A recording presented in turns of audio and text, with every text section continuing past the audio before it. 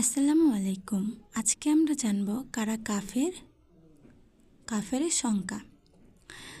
যারা আল্লাহর নাজিলকৃত বিধান দিয়ে হুকুম বিচার ফয়সালা দেয় না তারা কাফের। সূরা মাইদান আয়াত ৪৪। মুশরিক কারা?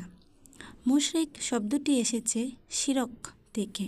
শিরক মানে হচ্ছে আল্লাহর সাথে কাউরে শিরিক করা বা অংশীদারি করা।